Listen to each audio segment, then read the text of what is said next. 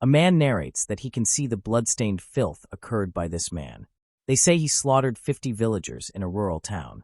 They say he is going to be dragged through the streets, tortured with water, and burned to death. Even then, it would not be enough for his sins, so he is also to be decapitated. Apparently his head is to be casted upon the waves. But just then, a woman says to excuse her and asks if she may speak. The woman announces that sinner she will buy him. Later on, a man asks if they hear that a lady of House Gibson just bought that monstrous criminal for a huge sum. He really don't understand the minds of the wealthy. To which a female shockingly inquires what Lady Anna did, and states that no, it must have been her younger sister, while a second man agrees with her, and states that the one who lost the succession dispute. The man inquires if they didn't claim she was to be thrown out of the house for doing that too, and says that she must be out of her mind. After all, if he had left an illegitimate stepsister take over the house, would have lost his mind too. Meanwhile, the criminal asks the woman who bought him if they called her Freya, and if she is famous or something. Freya questions the criminal if he has not heard of her, and the criminal answers that, well, he is from the countryside. Besides, he has been in prison too long to know much about the world. He doesn't know, other than she is the type of person who would buy a criminal strangers on impulse, typical wealth-ridden whimsy. The criminal adds that having enough money to eat well and a warm place to sleep, it is quite impressive that even with all that, she still can't be satisfied and calls Freya his noble lady. Freya tells the criminal that she is to move to a remote area in the north. Given that she is often treated with this disdain, she would like to ask him to be her baggage carrier and bodyguard. The criminal gets confused and inquires Freya if she would not rather hire a gentleman using more conventional means. He grabs Freya's face while calling her young lady, and says that she is quite unusual, which he further inquires her what is it she wants, and states to tell him, but Freya stays silent. The criminal then leaves Freya, and continues to say that no food, no home, no money, certainly would not mind having her as his patron. And then the criminal smiles, and mentions that his name is Nino. It is nice to meet her. Later in a train, Nino asks Freya just where they are headed, and Freya replies that miles. Nino frustratedly comments that far out in the freezing cold Styx, has half a mind to get out halfway, but she responds nothing while people are whispering about them, and one man accidentally spills his drink. The drink splashes on Freya's face, to which the man approaches her and immediately apologizes. Nino laughs and says that suits her perfectly, but suddenly a woman bumps into him. Nino furiously questions, what, while the woman looks at him and exclaims that she bumped into him. The woman gets scared and screams that this man is a murderer. She bumped into a murderer. Woman further screams to the people to help her. She is going to be killed, while Nino picks up the drink bottle. Nino angrily hits the bottle on a window and tells the woman to shut up or he will really kill her. The woman then irritatedly leaves from there, and Nino sits back on his seat, while Freya remains seated silently.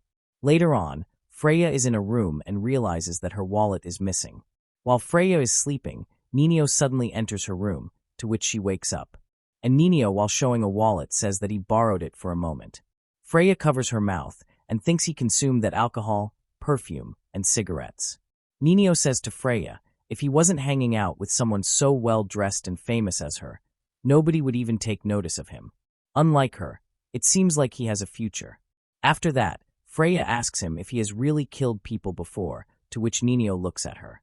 He suddenly grabs Freya and angrily asks if she is doubting him. She makes him sick. Nino adds that he meticulously stabbed 50 people, one by one, then he rounded them all up and set them on fire.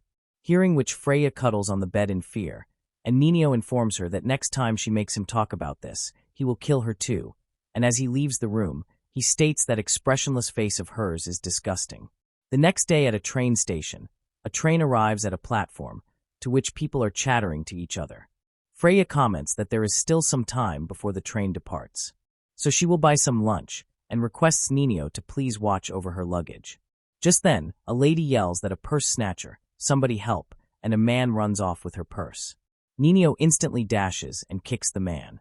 He retrieves back the purse while saying, that serves him right, and calls the man an idiot. And then, Nino hands the purse back to the lady, and says that there she goes, she should be careful out there. The lady scarily grabs her purse, and shouts at Nino that triangle tattoos murderer. He should keep his filthy hands to himself, to which Nino angrily kicks on a fence. After some time, Nino is seated alone, while Freya approaches and hands him a jacket while telling him that it will get cooler from there on. Inside the train, Freya informs Nino that she will be going to the restroom. Nino overhears one of the people in the train asking if they saw that Gibson just now, the one that got kicked out, to which another one mentions that, well, there is no helping it, Lady Anna is simply better than her in every way. She's good-looking, good at both literary and military arts, and very sociable. Nothing like her sister, no matter how noble her blood may be. Her behavior is just.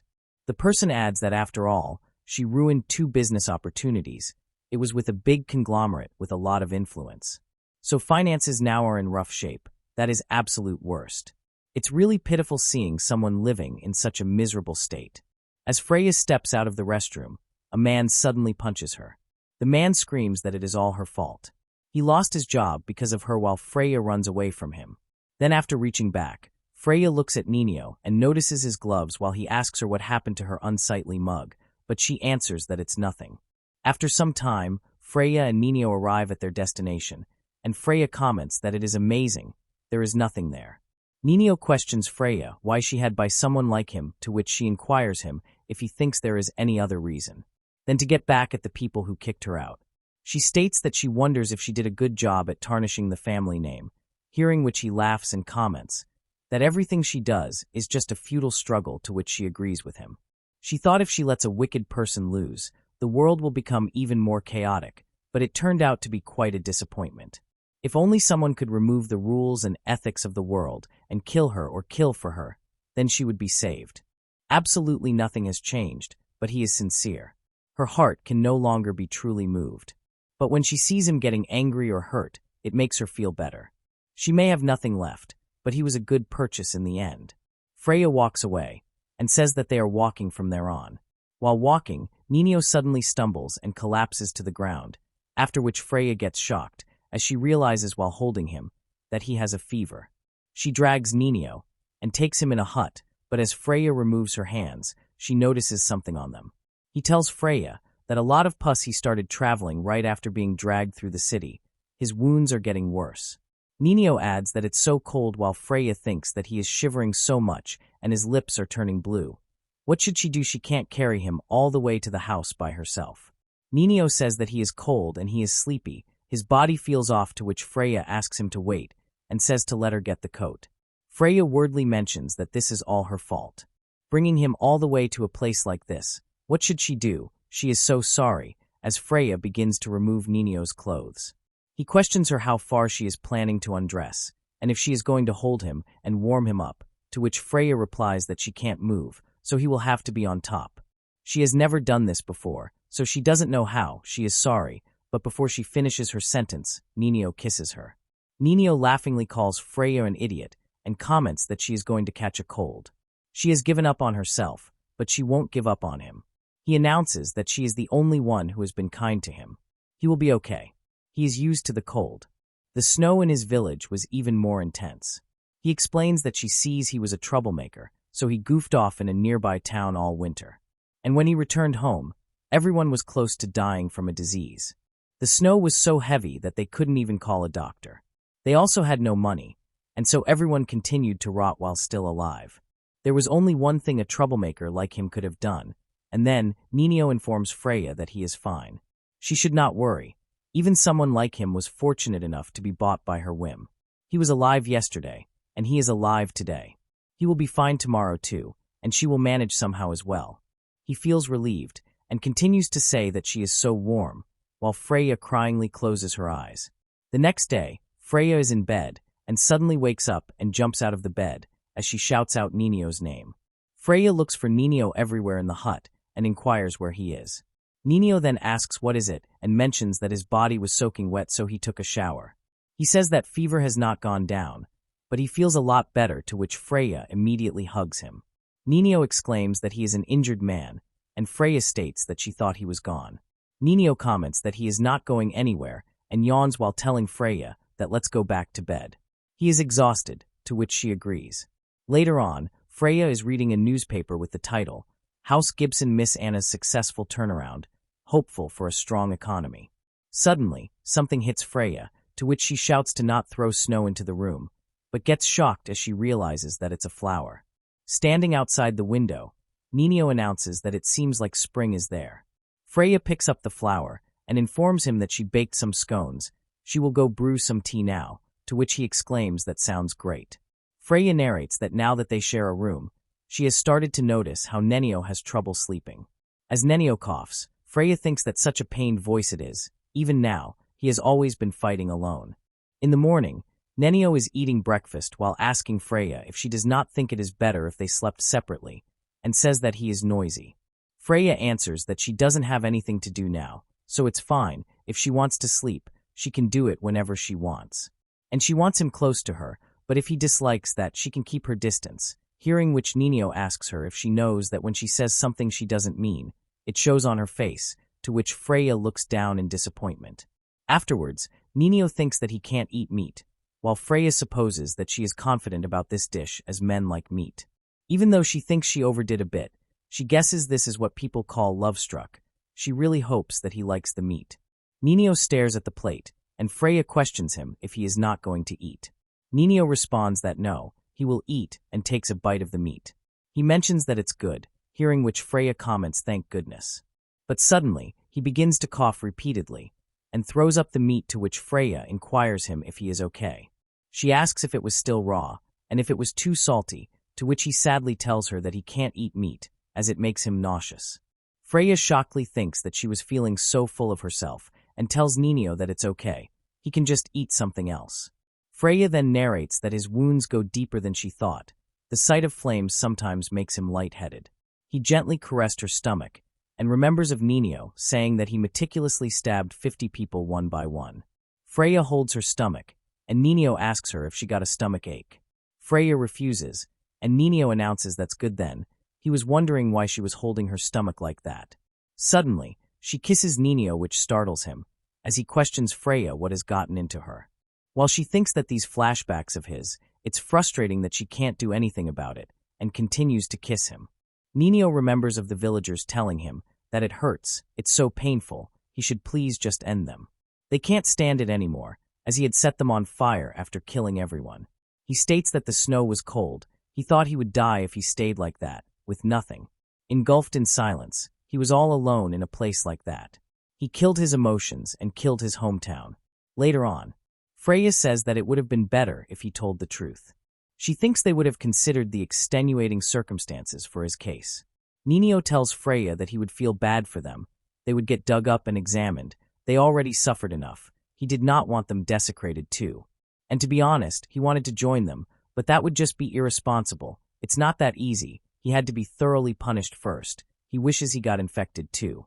But as Freya gets shocked, Nino mentions that he is just kidding. It's not like that anymore.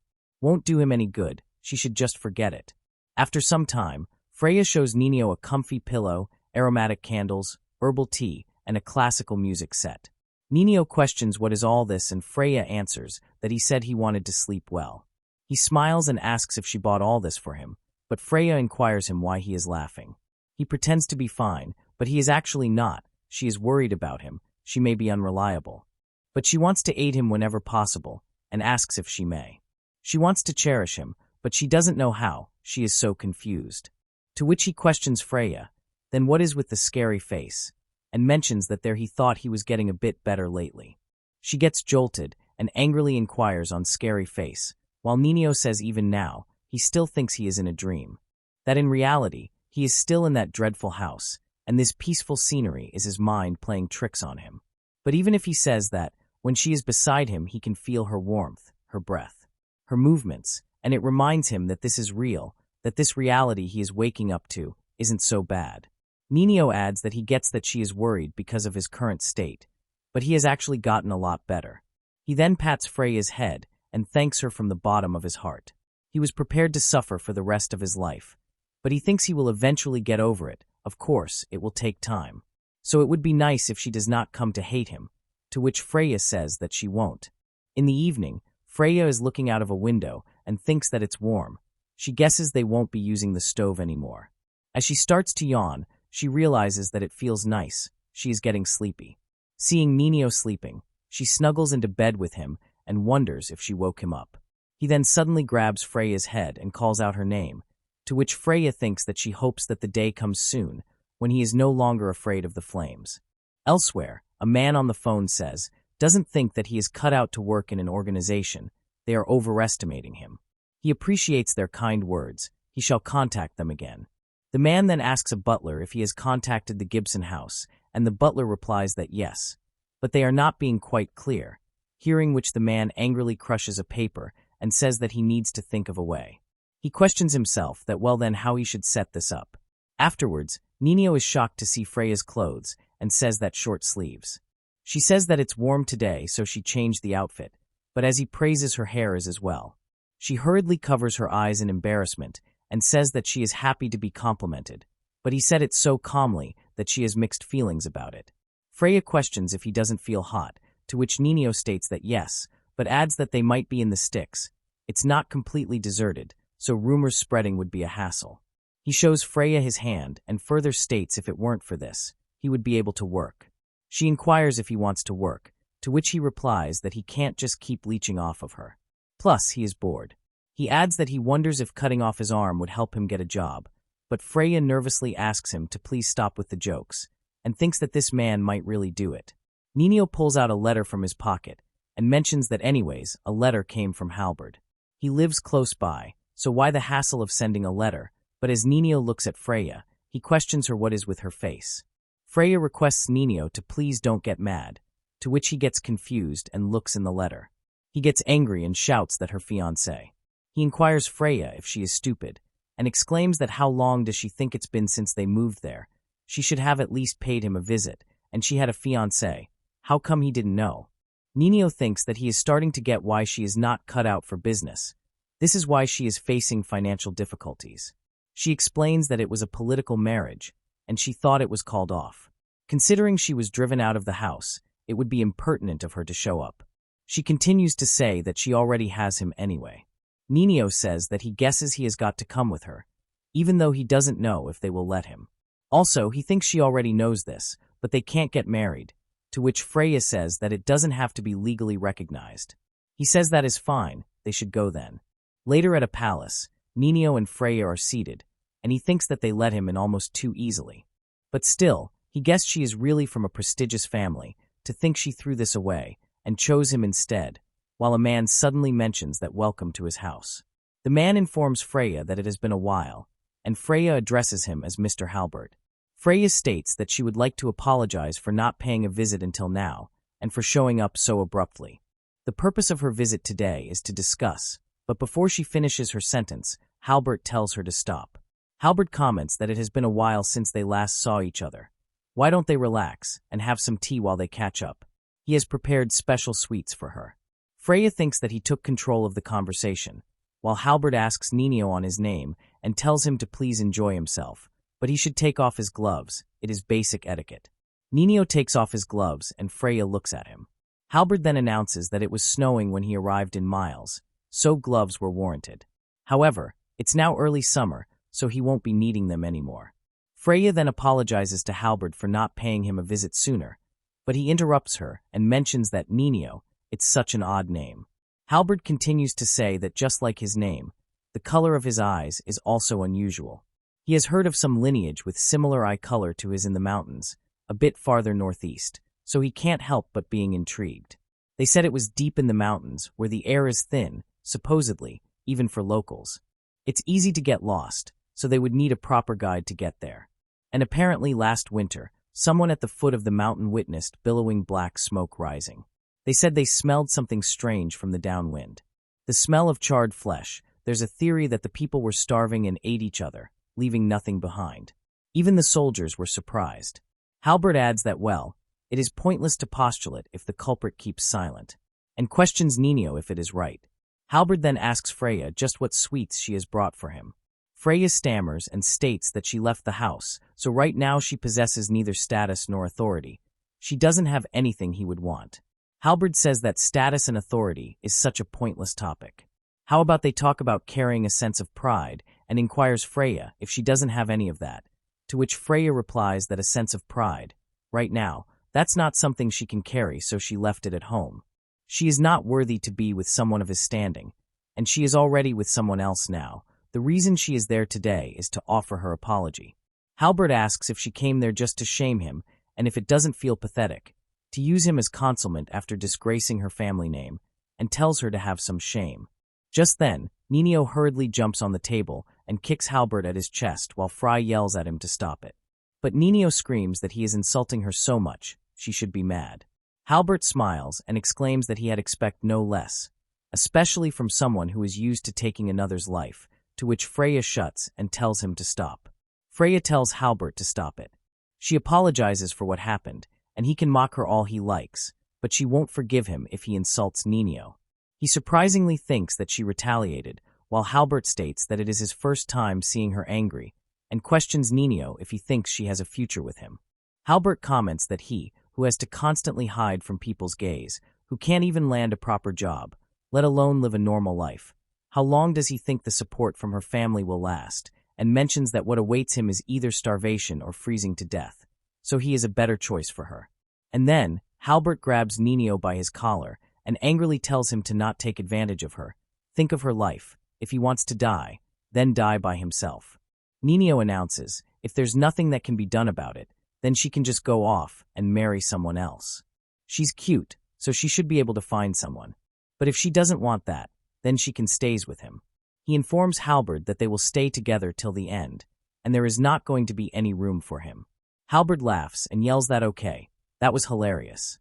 He then tells Nino to pardon his rudeness, it's just that he is surprisingly decent, and as crazy as the rumors say, he likes weirdos, he is a weirdo too, so they would definitely get along. To which he shockingly says what the heck is up with him. Halbert inquires Nino if he knew and states that she is actually really smart. He wanted to have a wife who could understand the value of his research. He then asks Freya if she knew that they went to the same university, but Freya hesitantly answers that she is sorry she didn't know. Halbert replies that he figured as much. She was so nice to everyone, but she didn't have anyone special in particular, and he was no exception. Now she finally has one. He wanted to find out what kind of man he is. He is sorry for saying such things earlier. Halbert questions how could he not be interested, and mentions that she was cheating on him while they were still engaged, to which Nino comments that she should apologize 100 more times, and Freya apologizes to Halbert again. He then announces that while they should continue, from now on, it's negotiation time. Halbert adds that he is a medical researcher, but he also has interest in murder scenes. He was wondering if he would be willing to help him conduct an on-site investigation of his hometown. He would like to examine the bodies if he doesn't mind. He thought he was a savage or that he held a grudge, but judging by earlier, he is just a nice, crazy idiot. If he deems it as blaspheming the dead, then how about they hold a funeral service after that?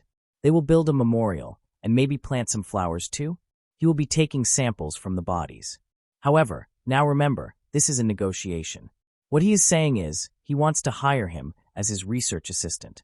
In exchange, he would save them both from their tragic fate. Halbert says that he will forgive their affair and inquires if they will forgive him. Later on, Halbert is shocked and says if he had burned and buried them, he wonders if only ashes remain, to which Nino states that, well, the first people that died were buried in a communal grave near the top of the mountain. It's a place where it snows all year round, so they should be preserved. Halbert gets excited and exclaims that it's a deal then. Freya asks Nino if it's really okay, and he answers that when he heard her talking back, he realized he needs to get his act together. She informs Nino that he is a strong person, but she knows the tattoo will cause him many troubles, so she must become stronger herself so that she can protect him. Nino and Freya then stare at each other, but Halbert suddenly comes in between them. Freya quickly retreats, and Halbert says that she has got some nerve, flirting in front of her fiancé. Had never have thought she would be this type of person. He knows he is a weirdo, but he knows how to behave when necessary. Halbert adds that they are both weirdos too, and there is no weirdos around his age this far out, so he is looking forward to it.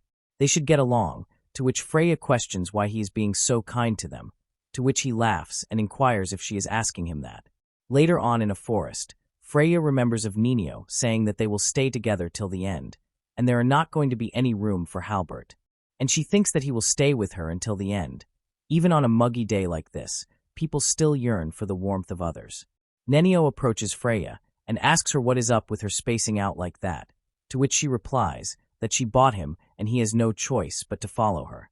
But rather than have him feel like that, she is going to do her best to make him feel happy to be with her.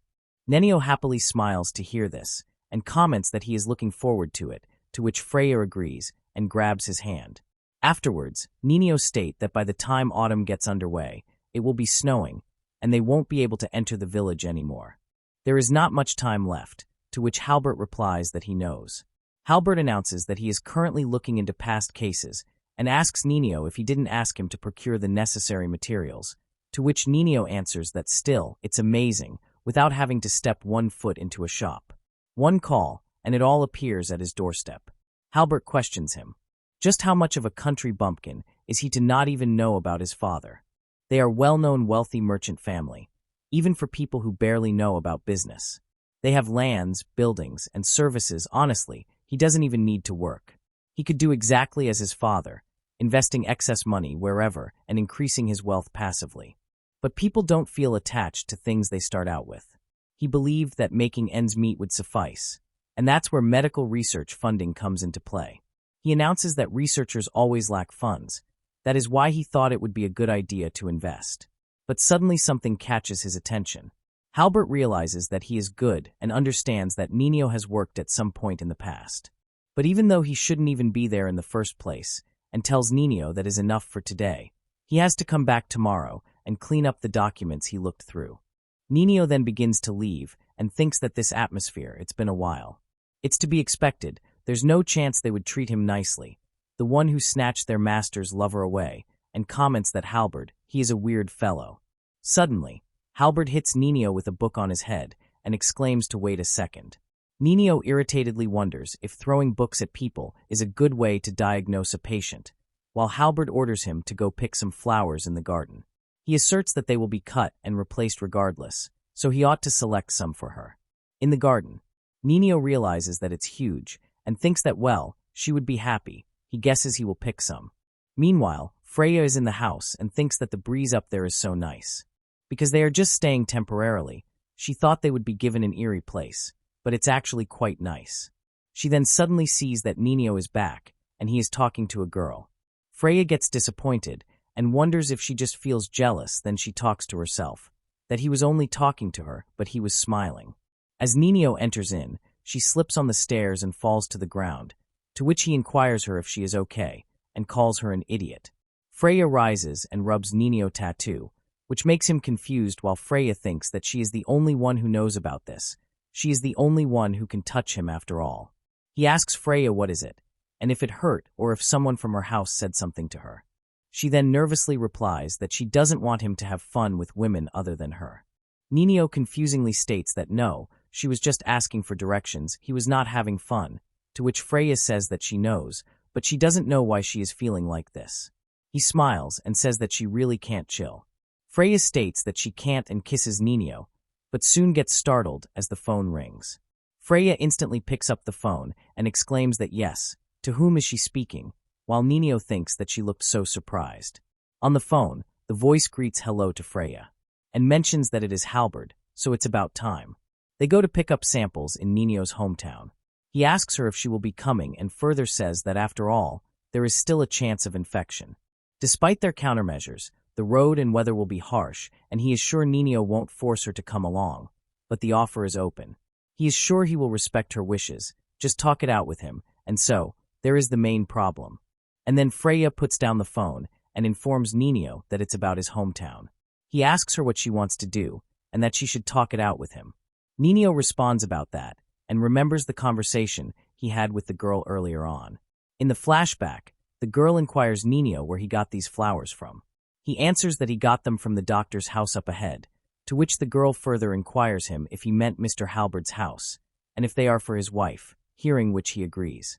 The girl smilingly comments that she is sure she would be happy, and Nenio laughingly thanks her. The girl that announces that, by the way, she wants to ask him something, and asks Nenio if he is a local. She says that she is actually looking for someone, and asks Nenio if he happened to know about the young woman who just moved there recently.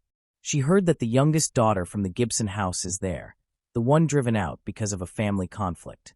She thought it would be nice to see her in person. Back at the present, Freya suddenly catches Nino's attention and hugs him while asking if they could maybe continue where they left off. He replies that she really can't chill and thinks that it's the same for him. He must protect her, so sadness will never cross her face. Back again in the flashback, Nino inquires the girl if she means that rumor everybody talked about a while ago, and states that he heard she also broke off the engagement with Mr. Halbert. Nino adds that the locals there are indebted to Mr. Halbert, so they were mad about it. From what he heard, a few angry villages drove her out. The girl gets surprised and mentions that it's just wasted effort then, to which Nino smiles and comments that, well, there is hardly any trains that go there, so maybe she went west. He further says that they peace-loving countrymen don't want any trouble there, and the girl announces that, well, she guesses she will go a bit further west.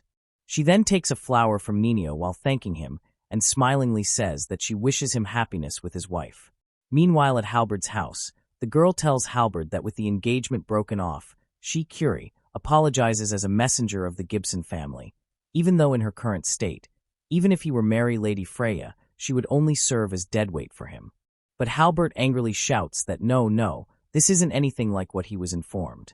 Her records aren't bad, she is beautiful, and she has that air of elegance to her. But when they finally got engaged, it turns out she's just a failure who doesn't know anything about business. And to add, she bought a criminal, and asks if the Gibson house knows no shame. He continues to shout that they lot kept avoiding his calls, just when he thought they gained some sense by coming to apologize. They just sent a messenger to disappoint him. It seems like he has been looked down upon. The girl then leaves Halbert's house and frustratedly thinks that took hell ages. That small fry, doesn't he realize he is the gold digger there? And why does she have to come and apologize for that woman's scandal? It's too far, her feet are sore, it's hot, she is bloody tired. The girl further thinks that it can't be helped since it was Lady Anna's request. Meanwhile, Halbert questions his staff if they would not agree yet another fine performance by him today, and mentions that maybe he should act in some theater plays once he has spent all of his assets. But one of the staff requests him to please don't, while the other one states that the sire is so delusional, it scares him. Afterwards Halbert receives a call, and Freya informs him that it might be wrong for someone of her position to say this. But she is truly grateful to him, to which she thanks him for still being kind to her, even though she can't be with him. He tells Freya that he is happy to help, and thinks that now that they are living a peaceful life, he would like to protect them from the Gibson house. But now that he is a complete outsider to the family, there is only so much that he can do after this. It is their own war to wage. There is nothing scarier than blood ties. On the other hand, Nino inquires Freya if she is coming with him, and comments that he would be happy if she were to come. In the past, a boy asks Nenio if he really has to go to town, to which Nenio answers that he has got a job there, and the boy says that everyone who says that never comes back. Nenio questions the boy if he is going to feel lonely with him gone, and calls him Chizu. Chizu exclaims that he won't, but he knows how Mom is while his mom suddenly appears from behind him and screams not to make this about her. Chizu tells his mother to stop earwigging, to which her mother irritatedly yells that she was just nearby, and inquires why he doesn't stop talking and help her instead. He mutters to Nenio that no wonder everyone wants to escape there while Nenio wraps his hand on his neck and states that he promises he will be back. He further states to take care of Mom, but Chizu's mom suddenly shouts that they will be fine. She then tells Nenio that he will experience lots of new things there, and he will be able to make friends his age. He should have fun. After some time, Nenio receives a call from Chizu, and Chizu informs him that Mom has died. Back in the present, Freya greets Nenio good morning and tells him that look, since they are going somewhere cold, she knitted the scarf, even though it is pretty hot there, so it feels kind of weird. Later on, Halbert mentions that so she is coming, to which Freya says that she is looking forward to working with him. Halbert announces that he is sure she has heard from Nenio, but it appears his hometown is quite unusual for the countryside, to which Freya thinks that he doesn't deny it, it is unusual. Halbert explains that so first things first, they will head to a nearby cottage. The baggage has mostly been taken care of, so they will be traveling light. It should take around 2 days via train, so they should just sit back and relax. They have a private cabin for their first train out of town, and it has been a while, so it shouldn't be as bad as back then, but they should not let their guards down. Showing a briefcase, Halbert says that now, for this baggage there, and hands it to Nenio while telling him that he brings it. Halbert adds that the items inside are fragile, so he should handle it with care. He would die if it gets broke, to which Nino asks why the hell he is bringing such dangerous things for. But fine, he will make sure to keep it safe. Freya then mentions that she made a lunchbox, which makes Halbert excited while Nino thinks that this fella, it's odd how he can still behave like that around them. At the railway station, Nino, Halbert, and Freya are proceeding to get on the train. As Halbert comments that as they would expect from a train going to a village, practically empty. Nino sees Freya and Halbert getting into the train, and remembers of Chizu saying that mom has died. As Nino recalls his past, Freya calls out to him, to which he mentions that he is coming. Inside the train, Freya inquires Halbert if his work will be okay, to which he agrees and announces that as a researcher, practical work experience is needed, and he has already talked to them about this. But it's not like the hospital had faith in his skills, it's just a business-like relationship with the investor. Thanks to that, he has been allowed to act freely, to which Freya states that he is good at handling his money. In her case, when her father passed away, she tried leading the family for a while, but she got tricked by conmen, and Halbert mentions that it's hard to live for other people. After some time, as the three of them are walking at a train station, Halbert comments that it's crowded, they should make sure to follow him, so they don't get separated. Nino thinks that how nostalgic back then, he did not expect it to turn out like this. Suddenly, a man drops Freya to the ground and shouts at her that she is the youngest daughter from the Gibson house. The man asks Freya if she is not, and if she thought all the problems she caused would be solved by hiding and running away like this, while Nino supposes that they are still fussing about that. The man asks to hear what is with that face, and exclaims to say something. Nino then calls out to Freya, and tells her to come there, to which she hurriedly stands and jumps into Nino's arms. The man angrily announces that because of her, he is unemployed, but she has the audacity to live happily with her slave, and further asks if she thinks she has got any right to do that. Take responsibility, to which Nino angrily questions who he is to decide. The man in a low voice says that the eyes of a killer, and yells that they should both go to hell. Freya yells back to the man that he doesn't have the eyes of a killer. But Nino takes her while saying that there is no need to fend for him, they should just go. Afterwards, Freya inquires how can she take responsibility, to which Nino asks her if she wants to take care of everyone who got unemployed. They stand out too much, they will be the target of those scoundrels wherever they go. There is no need to fix each and every one of them, there would be no end to it. Even if she doesn't do anything wrong, she can still get the short end of the stick. It can't be helped, that is just how society works. Which Freya sadly mentions that she was surprised, until recently, the people beside her have always been kind. If she dropped her handkerchief, someone would pick it up for her. If she was hungry, they would share their donut with her. If she was sad, there was someone who would say that it would be okay. That's why, when people said they needed funds to build a shelter, and asked her to help the fundraising to help the poor, homeless people, she believed them. But there are people who feign ignorance when seeing those less fortunate. There are also people who just nonchalantly eat their food, whilst looking down on those starving, and people who just carelessly say to those suffering that it's their own fault, they reap what they sow. All with the intention to ridicule them, they love dancing on others' misery. She had heard of those people in stories, but never expected them to exist in reality. And then she realized that she grew up privileged. She became afraid of that high society where all is premeditated. She won't be able to survive.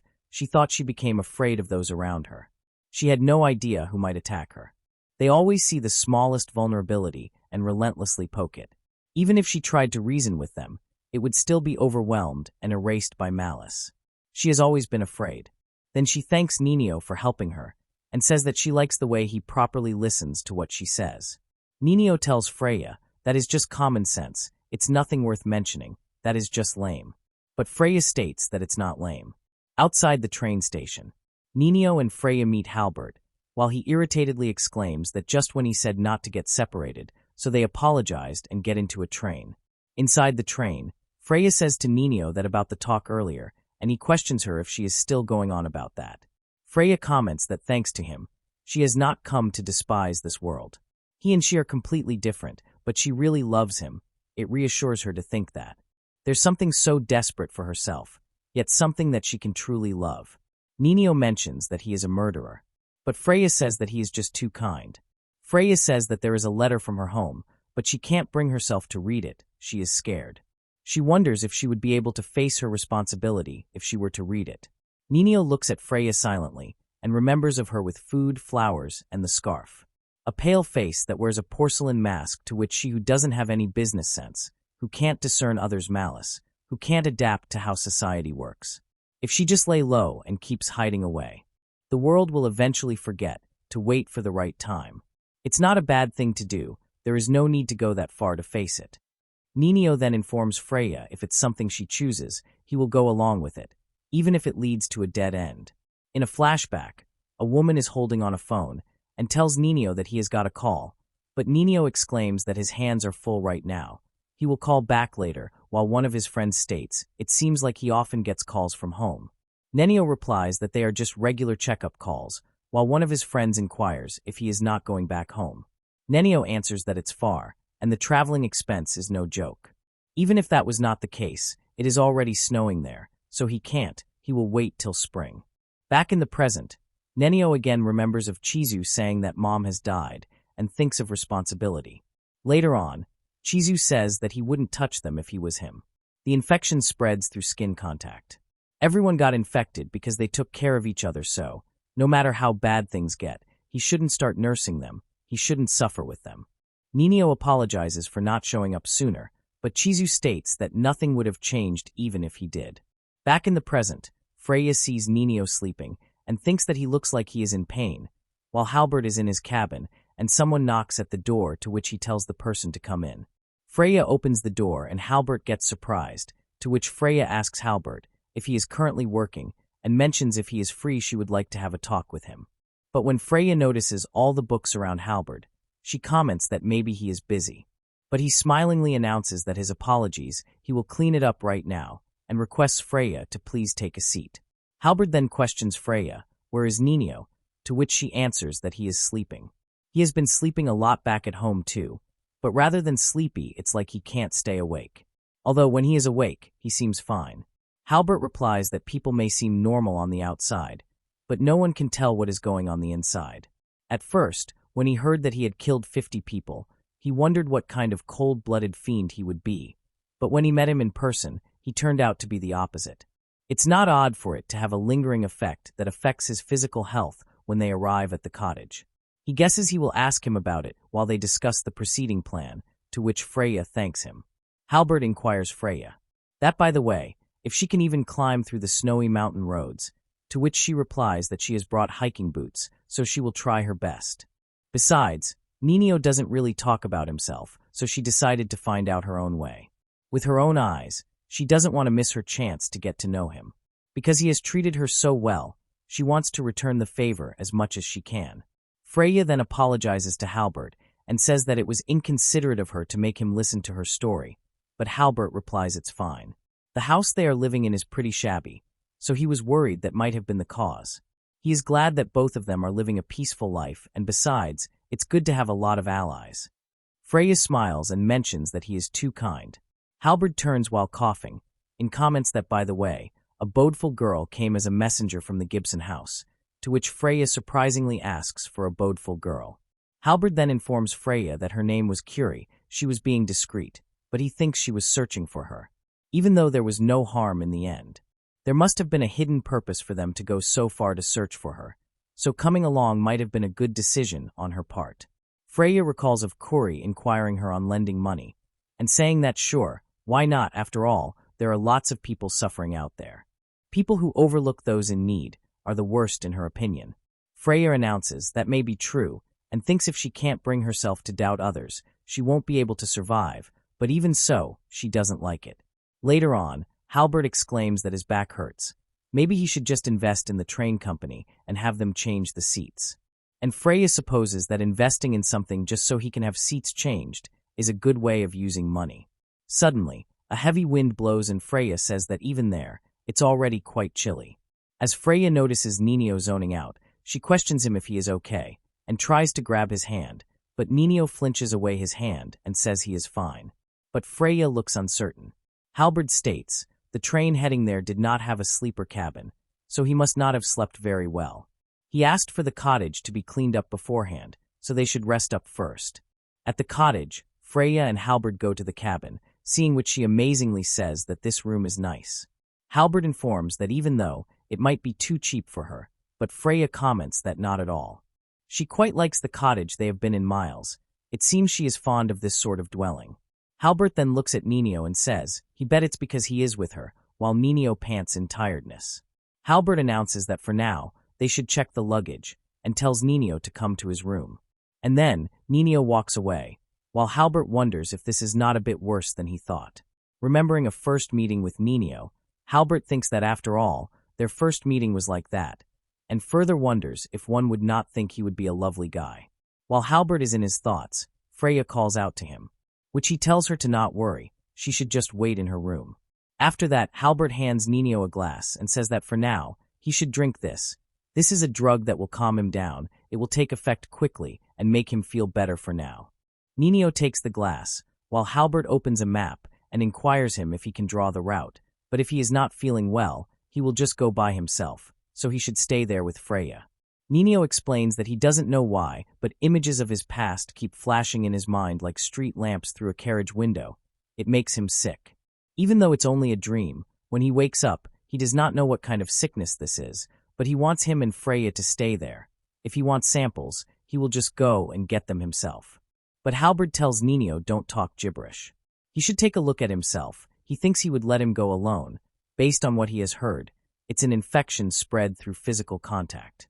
If it was an airborne infection, he would have been dead long ago. It will be fine, should not worry. Nino states that even so, if he were to get infected, he would just go somewhere to isolate himself. But Halbert thinks that this is not good. His words are not reaching him. He then points at the map and tells Nino that from then on, he should please tell him the way, but Nino gets silent. Halbert supposes that this is not going anywhere, but Nino suddenly announces that it's awkward. If it was just him, he would not mind dying, but without him, she would die too. Seeing which Halbert apologizes for dragging him out there. After that, Nino informs him that there's no other way from there on. It has been a long time since someone last commuted to the village, so it has gotten even harder to tell. He remembers the directions by feeling, so if he doesn't go, he won't be able to reach it. He then sighs and mentions that drug is amazing. It's really working, they should go. Halbert comments that he doesn't know what happened back then, but if only the people of his village went to a doctor, they would probably do a better job than an amateur. Nino explains that they did try to call the doctors, but no matter how much time passed, they never came. The snow was too deep, to which Halbert thinks that he sees an infection outbreak in a closed-off area in the countryside, so they chose to abandon the village. After that, Freya opens the door and questions Nino if he is okay, hearing which he approaches Freya and responds that yes, he guesses. If they want to return before nightfall, they need to head out early tomorrow morning. They should get some sleep for now. In a flashback, Nenio inquires Chizu if he got taller, to which he asks him if he thinks so. Nenio tells Chizu that he is not too far off from him now.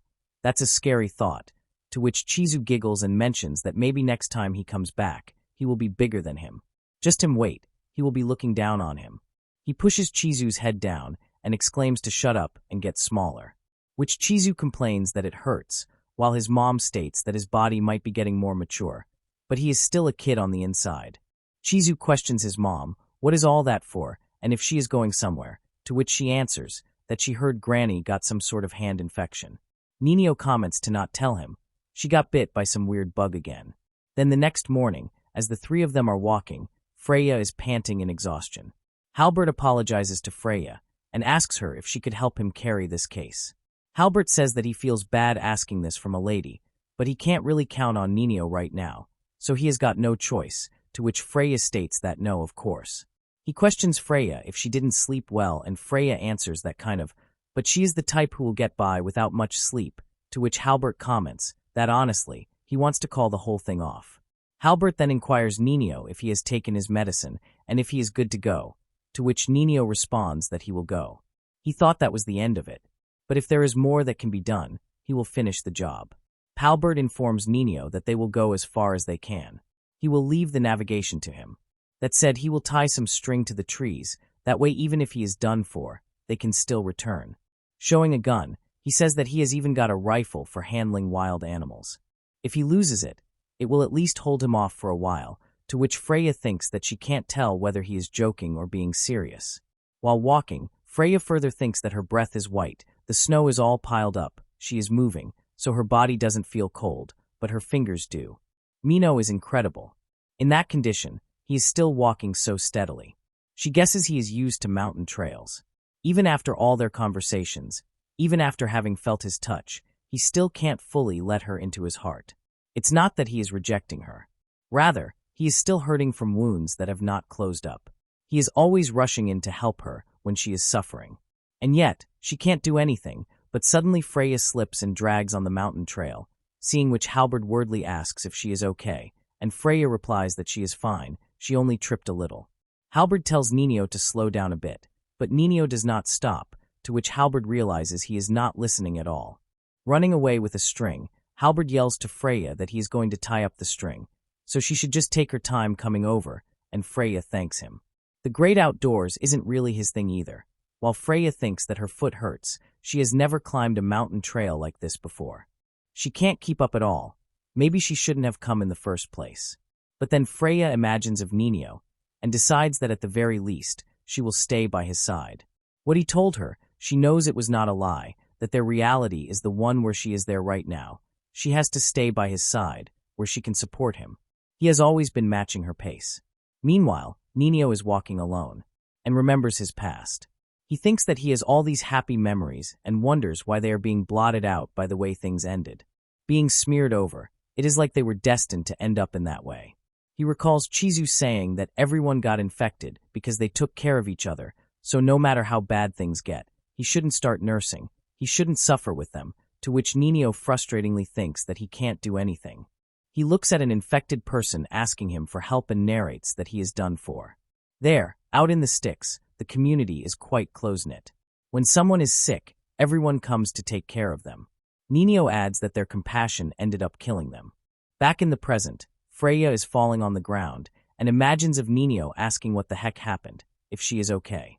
Standing up, Freya wonders how on earth she got by before she met Nino, and thinks that she can't believe she is feeling this down just because he is not with her. It's lonely. The snow, he was the one who made it feel less cold, less lonely. But now that feeling is back. Suddenly, Freya sees Halbert and Nino and hurriedly dashes at them, seeing which Freya questions, "What's wrong?" and Halbert answers that it looks like the hallucinations are getting worse. Freya tells Nino to look at her, but Nino in a frenzy shouts not to touch him. Halbert yells at him, while Nino informs them if they touch, it will spread. Freya states that it won't spread, and even if it does, she doesn't care, even if he doesn't want her help, even if he won't listen to her. Even if his feelings change and never come back. It will really hurt, she will be sad, he can push her away all he wants, but he should just let her love him. She can't judge him for his crimes, and she can't absolve him of them either. Even then, she wants to see spring with him again. So he should not vanish into the dark winter, to which Freya grabs Nino's hand and explains to him that it is cold out there, so she wants them to be together. She wants him to choose their reality. Nino gets embarrassed and squeezes Freya's hand. Seeing which Halbert gets confused and Nino mentions that they are almost at the village, not too far left. He says that his legs won't move, but Freya comments if they are almost there then they should just push on. She helps Nino get up, while Halbert surprisingly watches, and then they proceed further. Afterwards, Halbert says that they have already exhausted themselves climbing this mountain, but due to possible contamination, he will have to wear his protective gear during the investigation. Will be trying his best to preserve his stamina. They can stay in their lighter clothes, but they will have to dispose of them later, just in case. As for the disease spreading by touch, he has roughly grasped the situation, so it should be fine. Halbert realizes that there's traces of burnt houses here and there. It's even emptier there than the station they arrived at back then. There is just nothing. In the past, Halbert exclaimed that all right, they should get to it. It's time to write a statement and answer his questions honestly. No more secrets. Nino asks him if he is interrogating him or something, and mentions that reminds him of when he got arrested, while Halbert questions him that in the first place, why did he hide the truth during the hearing, and states that had they known the reason, he would not have been judged so severely. Nino states that it's the cause of people like him, couldn't stand letting their graves get wrecked just out of curiosity. They had suffered enough when they died. Being violated on top of that would be too much. Halbert smilingly inquires if out of curiosity and announces that now he is selling out his family for her. He should talk about a devoted husband, to which he asks Nino if he would choose Freya. Over the secret he has been hiding so desperately, Nino tells Halbert to shut it. He said he would play along, so he should hurry up and ask his damn questions already, hearing which Halbert says that's okay. They should begin with the rundown of the situation and questions Nino what is the current state of his village. Nino answers that after he killed them, he essentially had two things he needed to do. First was to make sure the bodies wouldn't get messed up by any outsiders. Next was to keep the people who left the village from ever coming back. Both were to stop the disease from spreading. Their village is so deep into the mountains, they would not be able to find it if they didn't live there. The guys who left to make money had not returned in years. They would come back at first, but considering how inconvenient it was, they would eventually stop visiting once they had settled down with their new lives. If those guys ever heard the rumors and came back, they would freak out at what was left of the village. The whole thing would get exposed, so he made sure they couldn't find a way back. Dino explains that with those sorts of mountain trails, it doesn't matter how bright a navigator they are. People came and went using specific trees and terrain as markers. That is why he destroyed every last one so nobody would know the way, but only him. After that, he turned himself in, covered in blood. He took them to the village for them to verify the situation, made them find blood-stained snow and human bones inside the burnt ruins. The bones were his brothers. He buried the rest of them, but he needed evidence that he had killed them, and knowing him, he would probably forgive him for it. From past examples, he knew it wouldn't spread even if they touched their blood or bones. So burning was the only way he could make sure the place was safe. After that, they ended up going back to grab their manpower and equipment before heading out to investigate one more time. The rest was just him playing dumb, so there shouldn't have been anyone else who would enter the village since then. Some exaggerated rumors spread around, since he dodged a ton of their questions, but that is what really happened. There is probably still some charring on his brother's bones, but the other bodies are still frozen, deep under the graves at the summit, so he should help himself. He just got to get him there after that. Can do whatever he wants. At present, Halbert is digging and announces that found it. He inquires Nino if he covered them up in blood-stained sheets and says that they are in great condition. He will take them out, and they can hold the service for them. Halbert then picks up the skeleton head, while Nino remembers of Chizu telling him that just he waits. He will be looking down on him. In a flashback, Nino is thinking that he spouts all that hot air, and then his body melts back to being again. Nino remembers of Chizu saying that the next time he comes back, but thinks that there won't always be a next time. Maybe this was how it was for him, when he was looking after Mom, remembering of infected Chizu. Nenio thinks that even a scream is too much for him, and coughs and he drowns in sadness, and mentions that he did good, he did so good. Back at present, Nenio is leaning on Freya's shoulder, while Freya is asking him if he is okay, and supposes that it's frustrating that she can't touch him with her bare hands. Halbert states that he was improving 1 point, but his condition has turned quite sour, hearing which Freya comments that she is worried he will collapse if they bring him along like this, but she will make sure to take him with them. They should go. Halbert announces that got it. They should leave there for now. They too should rest until they feel better. He will do his own investigation of the surroundings. After that, they will head for the graves. And then, Freya sighs while carrying Nino, and thinks that people sure are heavy, although this is better than the time he blacked out. He said he had to carry all those bodies and wonders just how difficult that was, hearing which Nino suddenly says to Freya that back there, he is sorry for hitting her. Freya inquires if he thought she would not forgive him, and Nino answers that she probably would, so he is apologizing, hearing which Freya laughs while Nino states that it is cold out, but his back is still warm. She tells him that she just hopes his belly is warm too.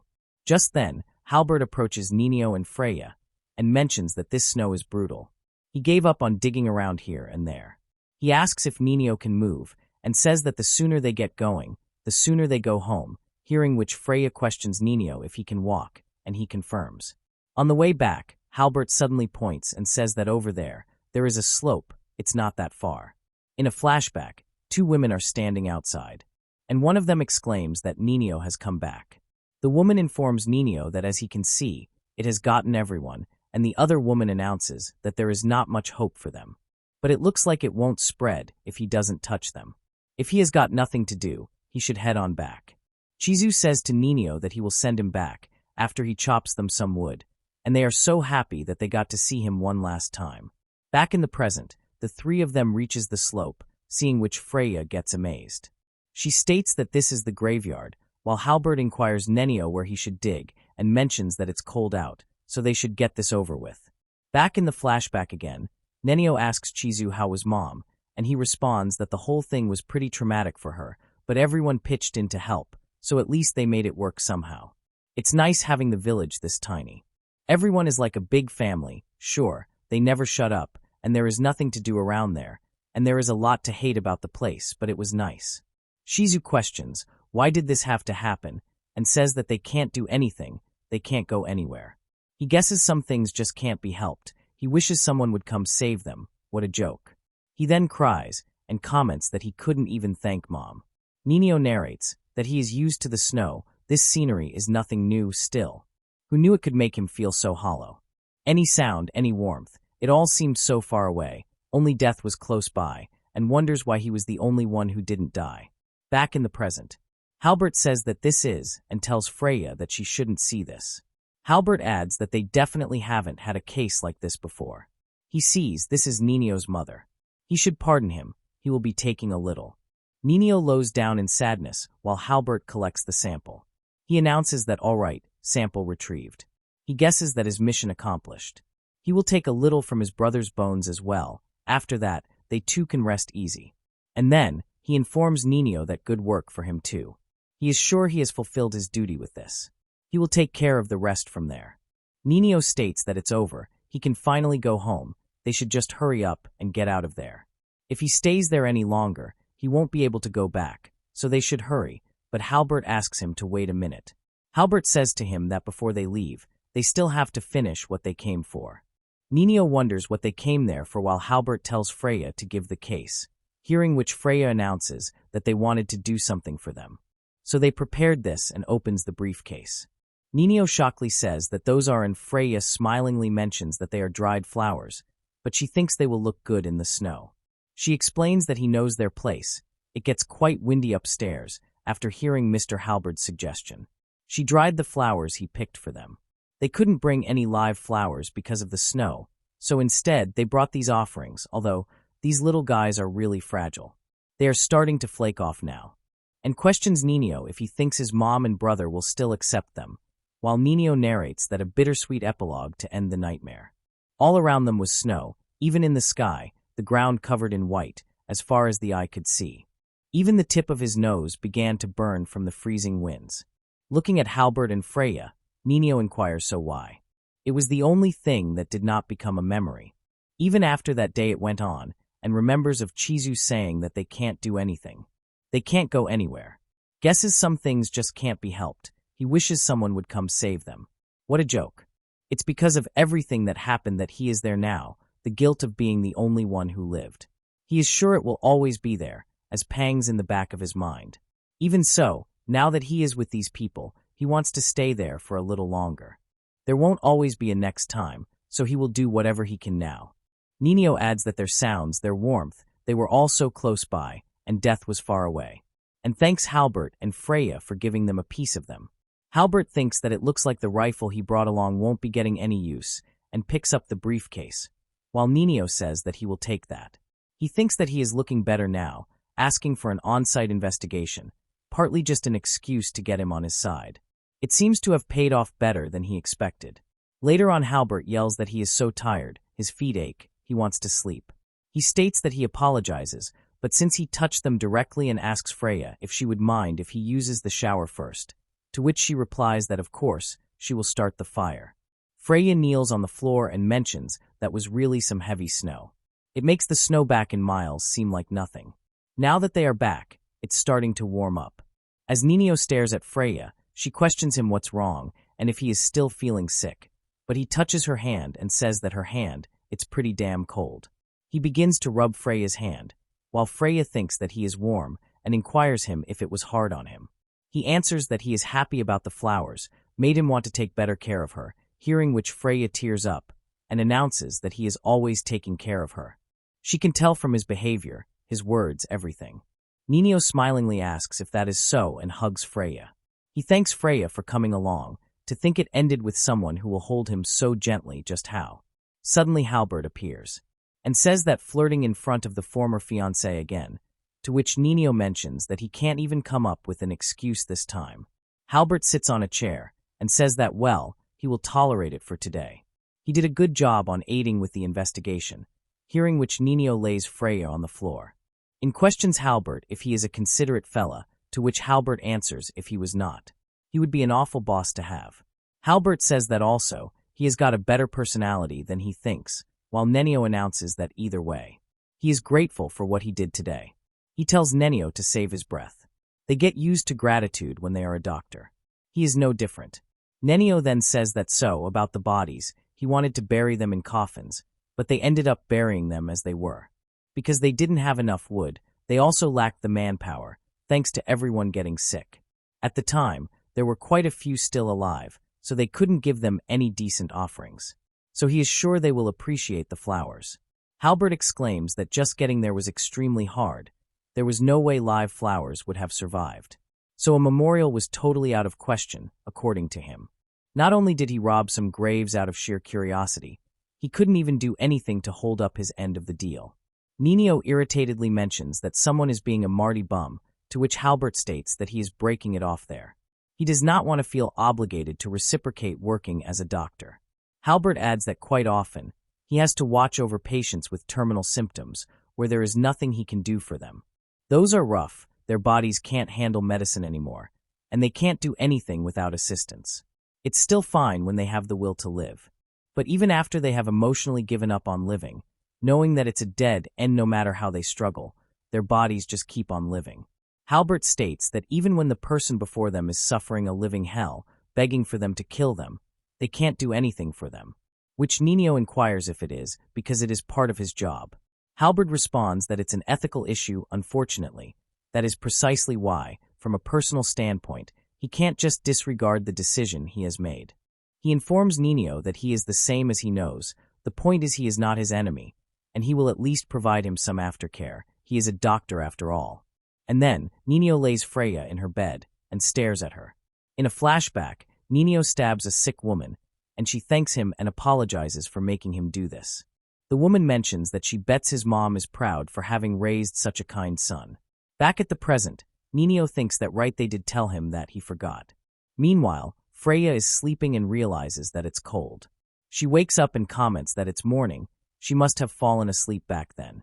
Walking down the stairs, she thinks that sleeping right after crying made her eyes puffy, and she is so sticky she needs to take a shower. Suddenly, Freya notices something and supposes that it smells like meat. She sees Nino in the kitchen while he asks her why she is hiding, and tells her to just come over, hearing which Freya replies that her eyes are swollen, she does not want him to see. But Nino says that swollen eyes don't matter, she is pretty as it is, she should come over, he wants to see her. She hides her face while thinking that he is so unfair, and he questions her if she sleeps well, to which Freya answers that thanks to him. Approaching Nino, she inquires of him if he is frying bacon meat, and if he is okay.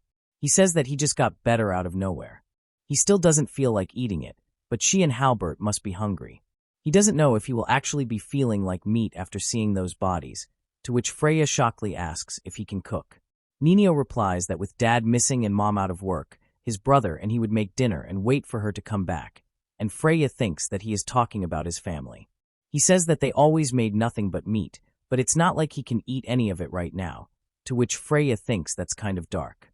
Danio informs her that she might not usually remember this, since he is a good person, but he has killed tons of people. Their looks may have been all screwed up, and they were all going to die soon, but it doesn't change the fact that he stabbed a bunch of living people and burnt them down to their bones. Whatever the reason, he is as inhumane as criminals get. It's insane that he is leading such a comfortable life now. And while he was waiting for his punishment, he got dragged out into the middle of nowhere by her. Being with her feels nice. It gets tough sometimes, having nothing to do out there. But she is the reason why he is able to stay calm, because she is always there holding him up. He states that the thing that has been bugging him, since he hid the truth, all the people he has killed have started to fade, other than his memory.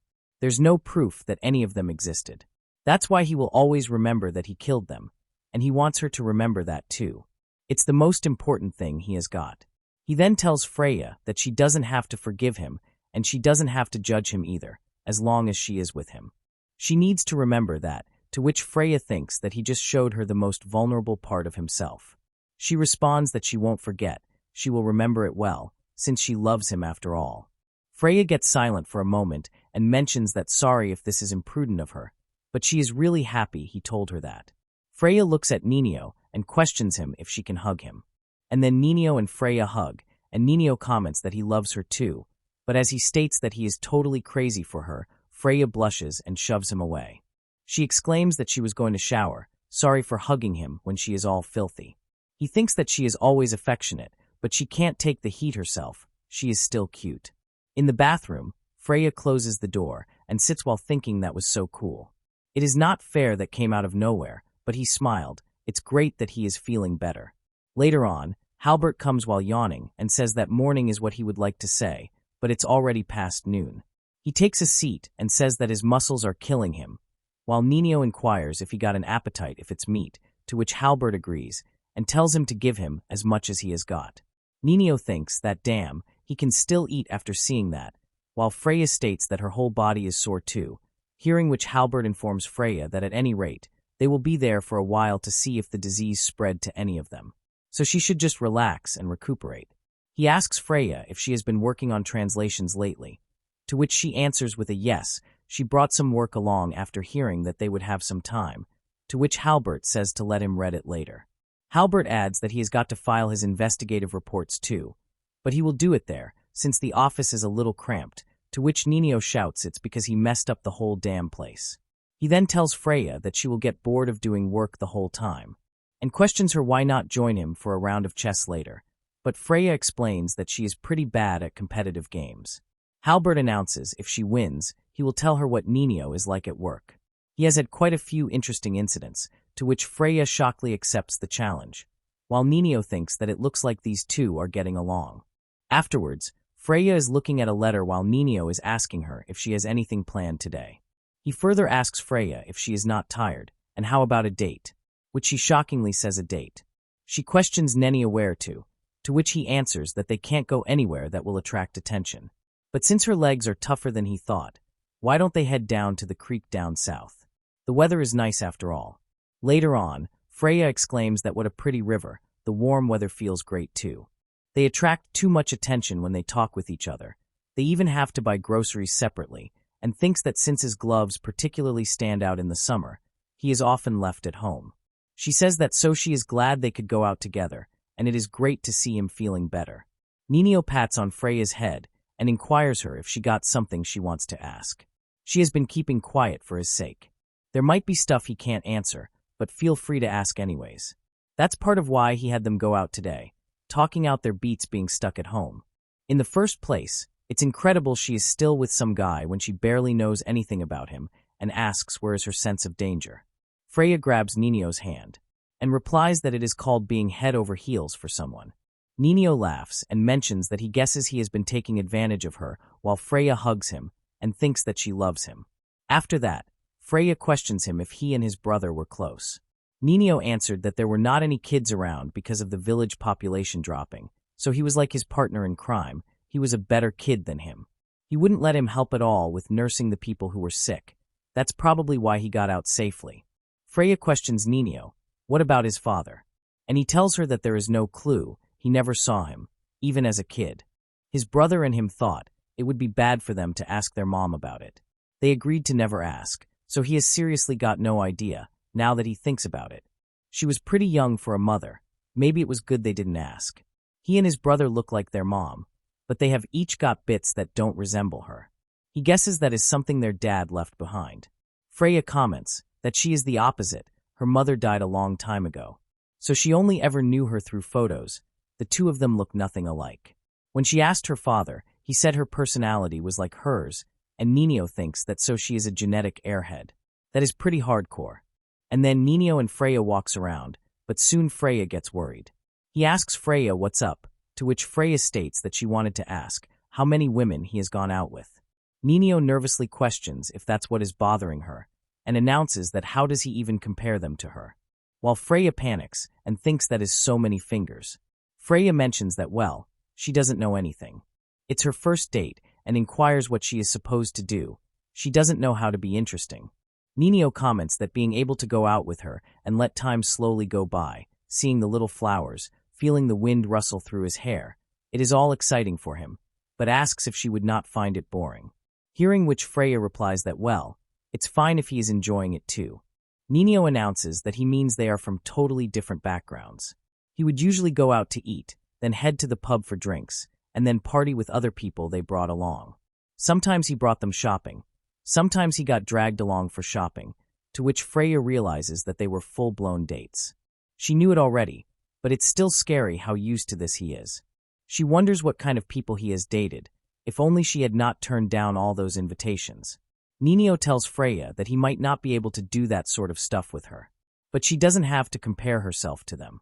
Being with her every day, there might not be a lot of stuff to do or talk about. Still, he never thought it was boring. That goes for her too. Later on, Ninio and Freya are walking, and Freya thinks that there are a lot more bare branches now. Maybe it will snow again, while Ninio suddenly says that there it is. Reaching a lake, Freya dips her hand and exclaims that it's so pretty, the water is so clear. While Ninio states that they can't exactly play in the water now, they ought to come back in the summer. She blushes and thinks they will still be together next summer. She has to work hard to be with him for as long as she can. If it's possible, she will stay with him forever. She will do whatever she can. She can't be losing heart just because of her own issues. Suddenly, Ninio pulls Freya's ribbon from her hair, which makes Freya confused, but Ninio hands her a new ribbon as a gift.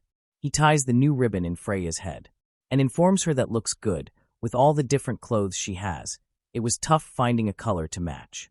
Ended up pairing it with the color of her eyes, but he guesses it worked out. As he pulls out a mirror, Freya shockingly says that mirror, and Ninio mentions that he brought one along, of course. She looks in the mirror and comments that it's so cute, she is so happy, to which Ninio announces that is good to hear. After that, she says to him that he knows, back when her decisions could influence so many people. Everything seemed so distant and scary. Everyone else could see her standing at the peak in front of the crowd, but she couldn't make out any of their faces. Lots of things didn't go well, and they dragged everything else down with them. And when that happens, the people at the top get struck down. She ran away from there, she never finished her duty, and threw it all away. She was shunned wherever she went, and even allies turned their back on her. One word from her sister at their regular meeting was all it took for the executive staff to dismiss her from her role. The world was her enemy. When everyone's their enemy, an unknown criminal is just another one of them. There wasn't a difference, or at least, there shouldn't have been any. Freya then states that every time he showed her his kindness, her bitter view of the world would start to heal. She is so glad she met him. Be it falling from the highest ranks of society, seeing the darkness of the world, or enduring the malice of society, he overshadowed it all. And then, Freya gives Ninio a hug and mentions that she is sorry for saying all these weird things. She really loves him. While Ninio thinks that, yeah, he really can't compare her to anyone else. After some time, as Ninio and Freya begin to walk, he tells her to be careful of the big rocks there. Just then, he remembers of Freya saying that she really loves him and realizes that he forgot to reply. He grabs Freya by her chin and informs her that they should head back. Sun is setting sooner these days, to which Freya smilingly agrees. Back at home, she is standing before a table and opens a letter while Ninio smilingly appears. He says there's tons of handover documents that she has got to sign, so they want her to show her face, to which Freya confirms, and Ninio comments that it will be pretty bad if she ignores them. She sadly mutters that it kind of feels like this is just an excuse, but Ninio questions her what she is going to do, and announces that they are the ones who kicked her out unfairly. Giving them the cold shoulder seems fine to him. She answers that she has been thinking of cutting ties with them once and for all. She doesn't want to get involved in inheritance disputes. If she still bears any responsibility for the business failing, she will settle it properly. Of course, legally speaking, it is going to be difficult to cut all ties with them, but it would be bad for the both of them if she doesn't make her stance clear. He inquires if that's the case, if she thinks there is anything he can do. She asks if he will help her, and states that it will only cause him trouble. Hearing which Ninio responds that he guesses that is called being head over heels for someone. Afterwards, Nino narrates that they spent their first night together in winter as he recalls the scene. He tells Freya that he is telling her a single bed is not going to fit them both. His fever is gone and his wounds are all healed up. She should go sleep on the bed, he will be fine, to which Freya states that she is attempting to take the initiative there. She asks if she is not good enough for him, and if he only kissed her in the heat of the moment, to which he answers that either way, that single bed's too small. And if anything, she is the one who has got him worried, deciding things so rashly. He has got no clue what is going on with her family right now, but there is a chance that they will call her back once things have settled down. Even if she doesn't care, the fact is he has killed people. It is serious stuff, even if it doesn't look that way. He still feels indebted to her. That is why he doesn't want to screw things up. She mentions, that just sounds like he is going to leave her someday. Nino comments that well to him it sounds like she is just trying to force him into a baby trap. Freya cries and states that he told her that they were all right yesterday, and today, so they will be all right tomorrow too.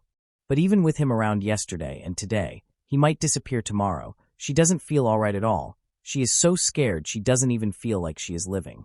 He is the one who gave her hope again after she gave up on everything, and questions Nino why he would say such hurtful things.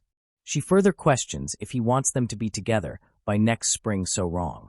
She can bear the heartbreak, but if he leaves her behind, she might die of sorrow. All she wants is him.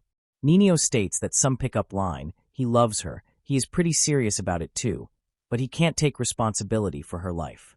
Frey inquires if he thinks her buying him back then was a mistake, to which Nino replies with a no, and mentions that if it wouldn't for her whims, he would not have ever met someone like her. She informs Nino, if that's the case, she would like him to trust the path she has chosen. Nino comments that not much else he can say. She might be clumsy, but she has got good judgment. If that is how she feels, then he will stick it out with her. He then tells Freya to come there, and Freya emotionally jumps over him. She kisses Nino, and Nino announces that, well, if they just hold each other, he guesses they will be able to sleep, to which Freya says that for sure, because she felt his body heat on that day when she was at her lowest. It still keeps her warm even now. It's like it is seeping into her. She kisses Nino again, and thinks that the two of them really took their time licking each other's wounds. It looks like they are stuck together now. Freya then asks what he is thinking about, and states to not go staring off elsewhere, to which he informs her that he was thinking about her. Nino lays Freya on the bed and mentions that all right, it is his turn. He kisses Freya while she thinks that she loves him, but as she squeezes his neck, Nino asks if she is going to break his neck. Freya states that it has been so long since she has been this happy, and he agrees with her. At present, he narrates that ever since that winter, whenever they talk about Freya's family, she will give a scared look and curl up, and she will start breathing heavily. Nino thinks that must be some real rough trauma, since he knows what it's like to have such a panic response. He wants to help her, but even if he goes with her, his tattoos are definitely going to cause trouble, and suddenly Nino gets an idea, and says to himself to wait a second. Later on, Nino and Freya are eating, and Freya shockingly questions on a slave, hearing which Nino answers, that sounds harsh when she puts it that way. Maybe she could say, she brought a criminal to work as her attendant. Halbert said he would help him with the basics. If their main goal is to take a dig at their relative, then she ought to come back with pride and show him off while she is at it. Freya angrily refuses and exclaims that she doesn't want to use him that way, not even if it is for show. She confirms that he doesn't want this either, does he, and he states that it's just an act, so he is fine, as an excuse to stay with her. He doesn't think it's bad, and it's better than having her go home alone. Besides, when she bought him, he was already prepared to be her slave, to which she gets angry and slams her hand on the table. She then stands up and goes away, while Nino calls out to her. In the kitchen, Freya scrubs dishes, and he calls out to her, but she doesn't respond. In the study room too, he calls out to Freya, but she doesn't respond. He smiles and thinks that this might be the angriest she has ever been. At night, Freya is lying in her bed, and Nino inquires her how long she is going to be mad for. Freya replies that she doesn't think of him that way at all, and Nino comments that, of course, he knows that she has always treated him well. Nino explains to Freya that acting as master and servant will be fine. The way things are, they are pretty much stuck there together. If they pull it off well, they could go on a bunch of dates. Which he asks Freya if that doesn't sound like fun. She thinks of date and stance and mentions that he better work hard and be a good servant, while Nino supposes that was fast. The next day, Halbert angrily questions Nino if they two can't just not get themselves into trouble for once, and announces that they sure have some strange tastes. The world won't go up in flames just because he won't bother with jobs or succession, while Nino thinks that despite the nagging, he is pretty helpful, and says that for someone who loves Freya, is awfully willing to help him out. Halbert states that, of course, he only wishes for the woman he loves to be happy. Nino stares and further thinks that talk about generous. He doesn't know what to say, while Halbert says that although he might have bitten off more than he can chew. He informs Nino that their end of society is way more rotten than he can even imagine. It certainly won't be a bed of roses, but Nino comments that he is ready for that. Halbert gets frustrated and announces that about Freya, if it were a normal person in her shoes, they would become suspicious of other people entirely, but the same can't be said of her. Her lack of defense puts her at risk, but even without considering that, she has got too much faith in other people. Well, he guesses there is such a thing as being too kind, which is why he initially thought he was another villain out to scam her, to which Nino mentions that for a weird guy, he has got common sense. But Halbert says that given that his character is clear to him now, has his trust, along with the fact that he obeys her out of gratitude. In any case, it's a relief knowing he doesn't have to worry about him being a spy or a thief. He would be surprised how much they have to doubt others to get by. Money can't buy him virtue, that alone is enough reason to revere it. By the way, while he is her servant, they will need him to be quiet. Things will get ugly if word gets out about him and Frey's relationship. Can't have him pouring oil on the fire. But Nino confusedly inquires why, and mentions that he wasn't planning on causing any trouble anyways, to which Halbert comments that he can't trust that, he knows all too well how quick he is to start a fight, is what he would say.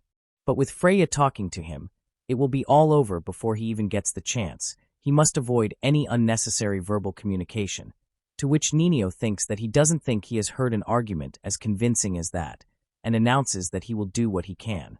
Halbert says that now is for training him to be a servant. Has got not problem learning from a senior. Just then, a boy appears and exclaims that there he is, Mr. In the flesh. Nino whispers to Halbert that he is a kid, but he informs him that all the other servants think he is a serial killer, and the person who stole his fiancée, he has got not choice. Falk happily tells Nino that he is glad to meet him. He can call him senpai, and Nino states that a man who has been insulted but has nothing to say in response. Falk further tells Nino that for starters, they will clean the bedroom, they should go. In the bedroom, Falk explains that first they sweep, then they wipe the windows, then they send the sheets to the laundry. It is usually the maids doing this job, but the butler is dealing with Mr. Howell's guests. But since it would get weird if he showed up, he works behind the scenes. Falk asks Nino that, by the way, if he really stole Mr. Howell's fiancée, to which Nino gets irritated and thinks that Halbert, that scoundrel, he did not have to go and tell him that. Fox smilingly mentions that he loves hearing people talk about romance. He loves watching the drama of it too. He is really something. But when Nino comments that his attitude is getting really annoying, Fox announces that now they should try to get along. After all, he is the same too. Fox shows Nino his tattoo, and Nino gets shocked to see this. Fox says that is right. The truth is, he is a professional pickpocket. But Nino tells him to stop bragging and hide it already. He remembers of Halbert saying that in any case, it's a relief knowing he doesn't have to worry about him being a spy or a thief, and informs Falk that he is surprised he even got hired. Falk agrees and exclaims that Mr. Howell is a real nice guy. He loves him. Falk reveals to Nino that a long time ago, he got caught trying to steal Mr. Howell's watch, but he let him go, and he even showed him a place to go work. But he quit after a while, and asked him if he would let him stay and work there. Falk adds that of course, he is all clean now. Only thing he steals now are grapes and cookies, and Nino states that so he is still stealing. Suddenly, Halbert shouts to Nino and Falk to stop talking and get to work already, to which Falk scarily apologizes, but Nino says to Halbert that 1 second. He asks if that kid Falk is a thief, to which Halbert answers that yes, his family is terribly poor, so he ended up picking some bad habits. Halbert further says that he took a liking to him after dragging his starving half-dead sister to his hospital. Is a cute one, but gives him a good talking if he does anything bad. And then, Falk inquires Nino what is up, and he replies that nothing. Just thought Halbert is a pretty good guy. Falk smiles and mentions that what did he tell him? People tell him he is a serial killer or whatever, but he is not a bad guy either. After all, Mr. Hal has got a fetish for good people. Meanwhile, Freya reads newspapers and thinks that she really has been avoiding the news all this while. It used to make her sick. But it's time to take in all the information she has shut out and decides that she has to do her best too.